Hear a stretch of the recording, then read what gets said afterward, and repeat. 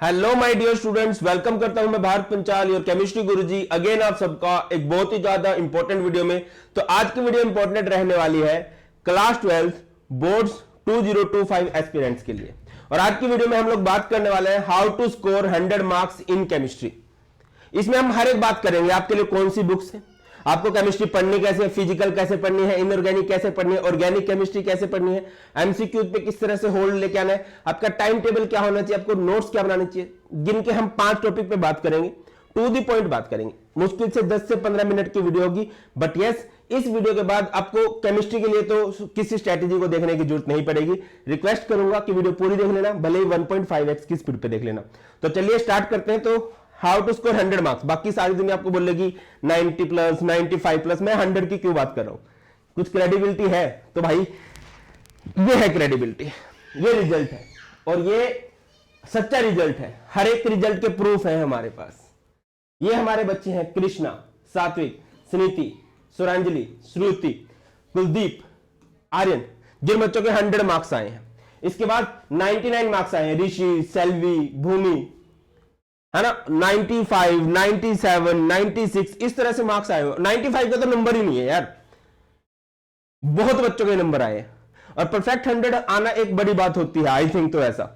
और ये नहीं है कि इस साल आए हैं, पिछले साल भी बच्चों के 100 मार्क्स आए थे, उससे पिछले साल भी बच्चों के 100 मार्क्स आए थे। आप चाहो तो पिछला रिजल्ट देख सकते हो। ये सिर्फ मैं क्यों दिखा रहा हूं, सो दैट कि भाई तुम्हें भरोसा हो, क्लियर है कि भाई जब सर ने पहले बच्चों, अब 10 साल पढ़ाने का एक्सपीरियंस हो गया, पता है कहां से क्वेश्चन बनते हैं, कहां से क्वेश्चन पूछे जाते हैं। और बच्चे बोलते हैं कि हाँ सर, जब आप पढ़ाते हो तो वो फील आती है कि एक एक्सपीरियंस टीचर से पढ़ रहे हैं। भैया दीदी वाली स्ट्रेटेजी है नहीं, बाकी नो ऑफेंस टू भैया दीदी, सब अपना काम अच्छे से कर ही रहे हैं। Come to the point. देखो बेटा, जब भी आप, अब यहां से हमारे पॉइंट स्टार्ट होते हैं, जब भी आप किसी जंग की तैयारी कर रहे हो, बेसिकली पहले तो आपको पता होना चाहिए कि सिलेबस में क्या आने वाला है।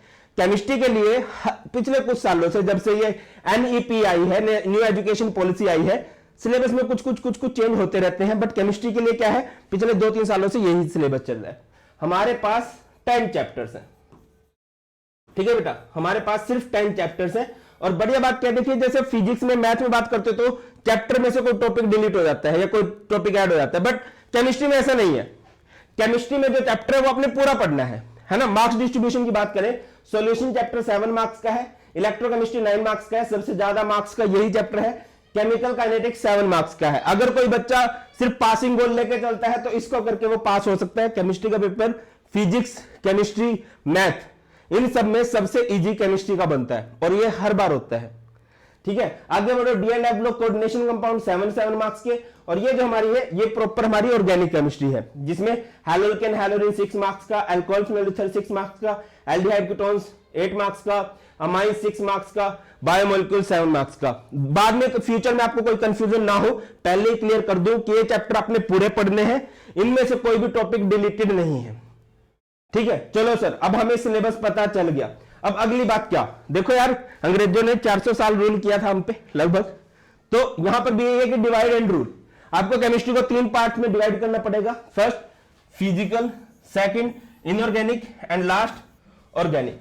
और हर एक के लिए आपको एक अलग अलग स्ट्रेटेजी की जरूरत पड़ती है। अगर आप सोच रहे हो जिस तरह से मैंने फिजिकल पढ़ी है उस तरह से मैं इनऑर्गेनिक करूंगा, या जिस तरह से इनऑर्गेनिक पढ़ी है वैसे मैं ऑर्गेनिक करूंगा, तो हैप्पी बर्थडे टू यू होने के चांसेस बहुत ज्यादा है। बहुत ज्यादा चांस है कि आपकी केमिस्ट्री बिगड़ जाएगी। देखो बेटा, मेरे से पढ़ने वाले हर एक बच्चे के 100 मार्क्स नहीं आए हैं, बहुत बच्चों के 100 आए हैं, बहुत बच्चे फेल भी हुए होंगे। क्या मैटर करता है, देखो मैं एक बात बोलता हूं कि एक स्टूडेंट की सक्सेस में टीचर का रोल 10 to 15% होता है। 85 to 9% आप लोगों की मेहनत है कि आप कितना सीरियस एक टीचर को फॉलो करते हो, कितना मान के चलते हो कि हाँ यार सर मैम जो बोल रहे हैं उन पे हमें ट्रस्ट करना है, ठीक है बेटा। टीचर सबको ही सेम पढ़ाते हैं, बट सब बच्चों के सेम मार्क्स नहीं आते, क्योंकि यहां पर आपके खुद के एफर्ट्स आ जाते हैं। आप लोग ट्रस्ट कर सकते हो, मेरी बात आपको स्टार्टिंग में ही बोल चुका हूं। चलो कम टू द पॉइंट, हमारे पास आती है फिजिकल केमिस्ट्री। केमिस्ट्री का सबसे इजी पोर्शन है। केमिस्ट्री में बहुत हाई कैलकुलेशन वाले न्यूमेरिकल नहीं आते हैं, चाहे आप बोर्ड्स की बात करो, चाहे आप सीयूटी की बात करो, इवन चाहे आप नीट की भी बात करो, ठीक है। जेई में होते हैं क्वेश्चन, बट नीट में तो यार बोर्ड से भी कम लेवल के क्वेश्चन बनने लगे हैं, प्लीज बुरा मत मानना। बट यस, इस साल का अगर आप केमिस्ट्री का पेपर देखो, बहुत इजी क्वेश्चन थे। Come to the point, physical हमारे पास बहुत इजी है। और फिजिकल की दूसरी बात क्या है कि इसमें चैप्टर इंटर रिलेटेड नहीं है। लाइक 3 चैप्टर है, सॉल्यूशन, इलेक्ट्रोकेमिकल काइनेटिक्स, तो ऐसा नहीं है कि अगर किसी बच्चे ने सॉल्यूशन नहीं पढ़ा तो वो इलेक्ट्रो नहीं पढ़ सकता, पढ़ सकता है, पढ़ो, बढ़िया से पढ़ो। इलेक्ट्रो नहीं पढ़ा तो वो केमिकल काइनेटिक्स नहीं पढ़ सकता, पढ़ सकता है। आपको जो चैप्टर जब स्टार्ट करना पढ़ो, बट यस जब आप सॉल्यूशन पढ़ रहे हो तो सॉल्यूशन पूरा फ्लो में पढ़ो। जब आप इलेक्ट्रोकेमिस्ट्री पढ़ रहे हो तो इलेक्ट्रोकेमिस्ट्री पूरा फ्लो में पढ़ो, ठीक है। और इनकी 2-3 बार रिवीजन से आप बहुत अच्छा स्कोर कर सकते हो। आगे आ जाओ इनऑर्गेनिक केमिस्ट्री। इसमें कुछ बातें आपको याद रखनी पड़ती हैं, कुछ थ्योरीज होती हैं, ठीक है। ये थोड़े से इंटररिलेटेड है, बट अगर मैं बात करता हूं ऑर्गेनिक की, ऑर्गेनिक का हर एक चैप्टर इंटररिलेटेड है। और ऑर्गेनिक के लिए तो बेटा आपको बेसिक करना पड़ता है। मैंने एक बेसिक ऑफ ऑर्गेनिक केमिस्ट्री की वीडियो बना रखी है, जून में हम नई वीडियो अपलोड करेंगे, डोंट वरी। बट अभी के लिए आपको बेसिक ऑफ ऑर्गेनिक की वो वीडियो देखनी है, उसके बाद आप ऑर्गेनिक करने जाओगे। बाकी यार देखो, बुक डिजाइन करने वाले पागल नहीं है, बढ़िया रहेगा, आप इसी सीक्वेंस को फॉलो करो। सबसे पहले आप फिजिकल पढ़ोगे, उसके बाद इनऑर्गेनिक पढ़ोगे, उसके बाद ऑर्गेनिक पढ़ोगे, और रिपीटेड रिवीजन करनी है। और मैंने आपके लिए बहुत सारे बच्चे ऐसा बोलते हैं, 99% इस वाक्य से होके गुजरते हैं कि सर मेरी 11th उतनी अच्छी नहीं है, मेरी 11th खराब हो गई है, क्या मैं अभी पढ़ के 12th में 9500 स्कोर कर सकता हूं? तो इसका आंसर है यस। आप अगर मेरे कमेंट्स पढ़ोगे रिसेंट वीडियोस के, जब से केमिस्ट्री का पेपर हुआ है, बहुत सारे बच्चे क्या बोलते हैं, हमने तो लास्ट के 2 महीने पढ़ाई करी थी, हमने तो लास्ट के 3 महीने पढ़ाई करी थी, तब भी 92 आ गए, तब भी 93 आ गए। मैं आपको ये चीज सजेस्ट नहीं करूंगा कि आपने ये करना है बेटा।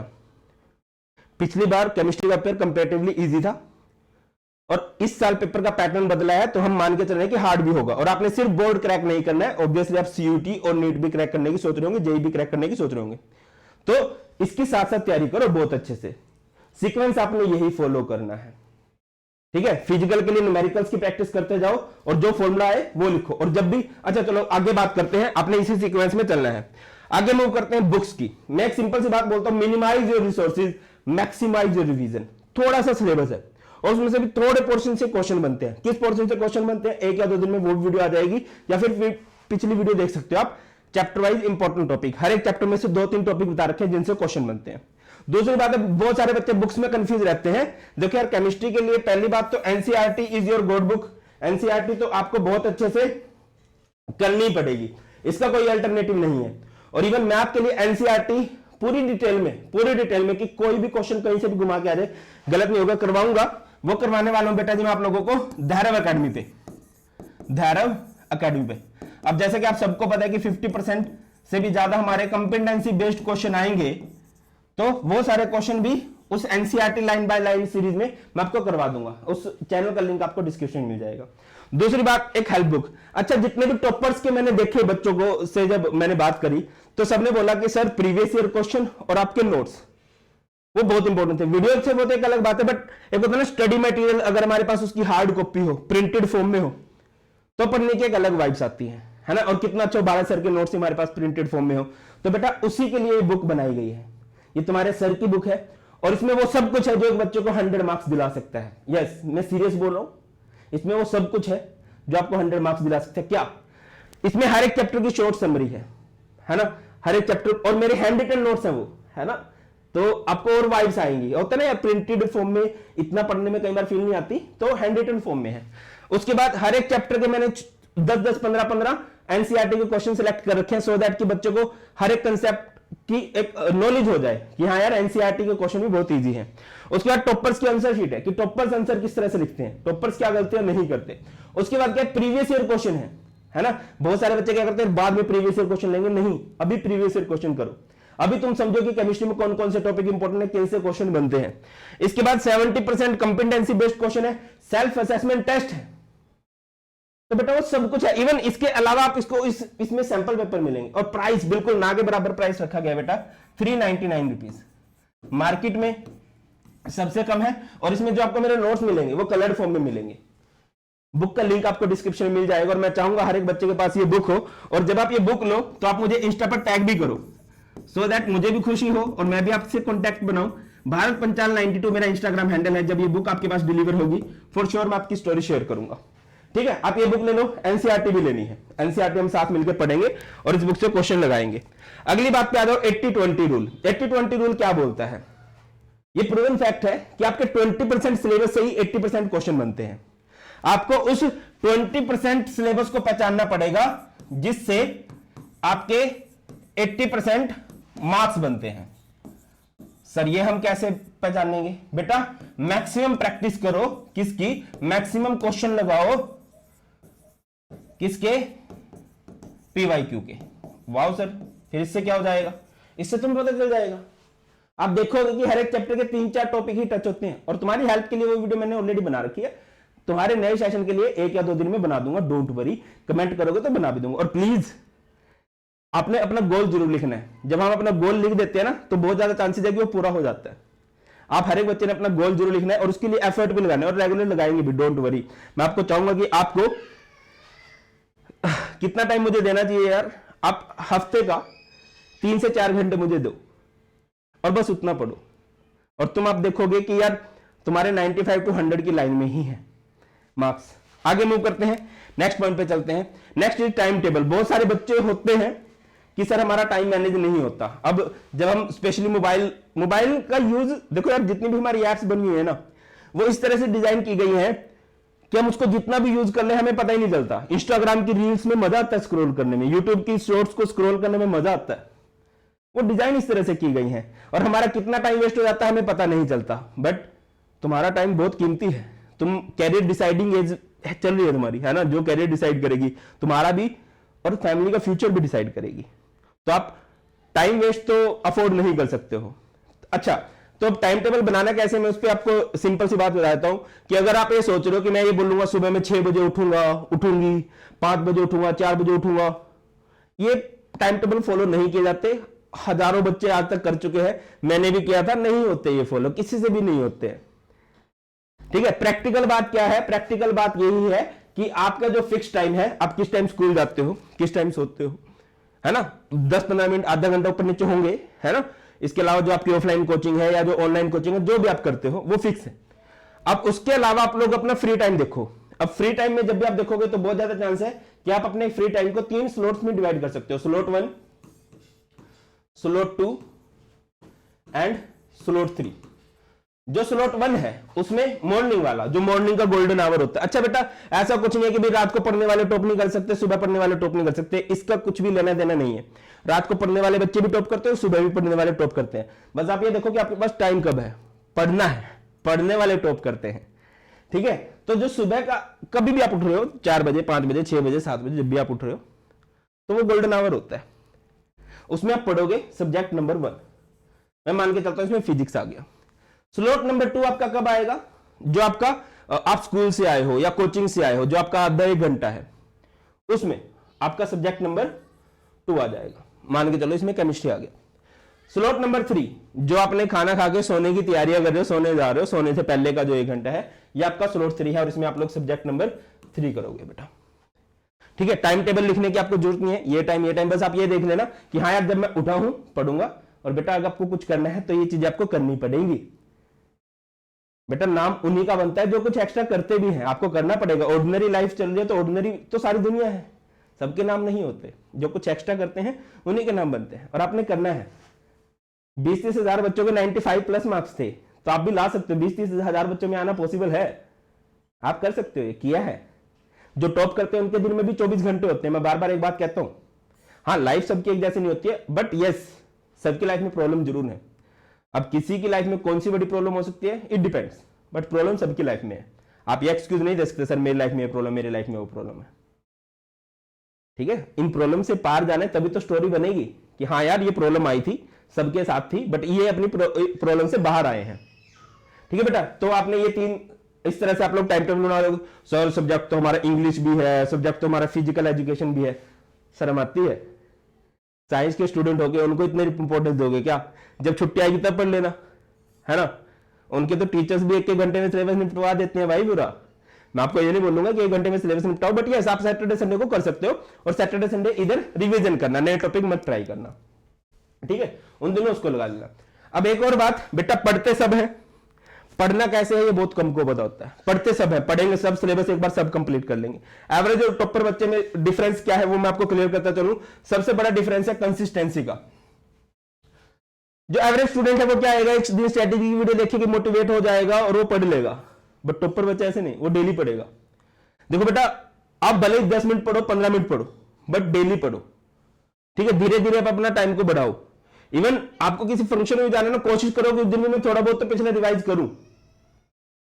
पॉइंट नंबर 2 पे आते हैं, मल्टीपल रिवीजन। देखो बेटा, हमारा इंडिया का एजुकेशन सिस्टम ऐसा है कि आप एक बार पढ़कर टॉपिक याद नहीं कर सकते।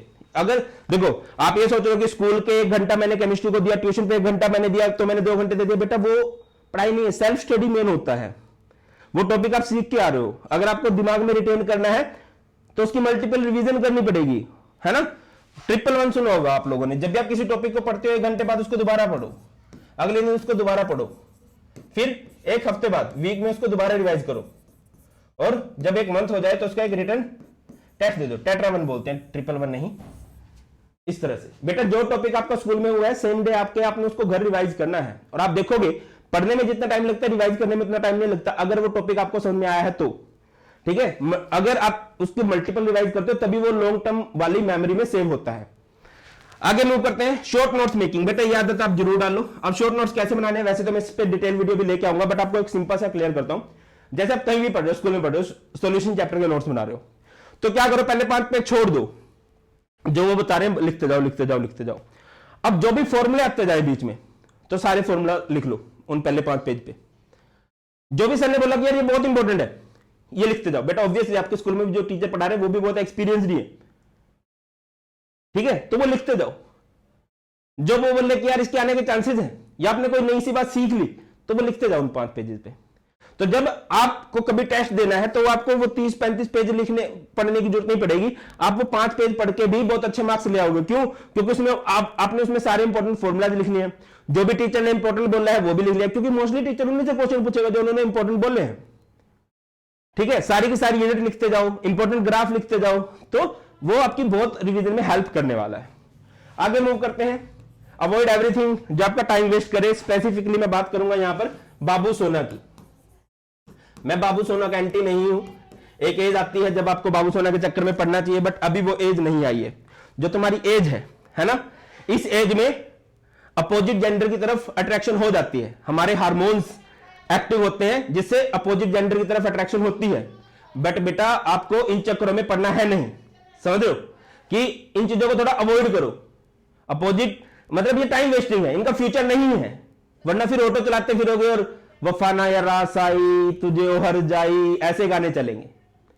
अपना कैरियर बनाने पे ध्यान दो, ये टाइम वेस्टिंग है, होगा नहीं कुछ। बाबू मैंने आपने खाना खा लिया क्या, मैं भी नहीं खाऊंगा, ऐसा कुछ नहीं। तो दोनों बाबू आपस में बाद में खाना खा रहे होते हैं, फोन पे ये बोल देते हैं। इन चक्करों में मत पड़ो। आपके टॉक्सिक फ्रेंड्स को दूर रखो जो आपकी सक्सेस से हेट करते हैं, और मोस्टली फ्रेंड्स हेट करते हैं। आगे मूव करते हैं, नेक्स्ट है फोकस ऑन हेल्थ टू। ये बहुत जरूरी है, आपका शरीर आपके साथ जीवन भर रहेगा, जब तक जिंदा हो, तो इसको फिट रखो। और मैं कोशिश करूंगा मैं भी फिट रखूं। तुम्हें एक गिफ्ट मैं दे सकता हूं, और भी बहुत सारे गिफ्ट आने वाले हैं, बहुत सारी वीडियो चैनल पे प्लान कर दी गई हैं। इस वीक मैं कोशिश करूंगा कि आपका इलेक्ट्रोकेमिस्ट्री आ जाए, और हर 15 दिन में आपका एक चैप्टर का 1 शॉट जरूर आ जाए। और आपको क्या क्या चाहिए आप कमेंट सेक्शन में बता सकते हो। स्टिल आपको कुछ भी डाउट्स हो कमेंट सेक्शन में बता सकते हो, और बुक का लिंक आपको डिस्क्रिप्शन में मिल जाएगा। That's all. 100 की तैयारियां करो। मैं चाहता हूं इस साल पिछले साल से भी ज्यादा बच्चों के 100 आए, और मैं तैयारी कराऊंगा। ख्याल रखिए, बहुत जल्द मिलते हैं। God bless you all, please take care. जय हिंद।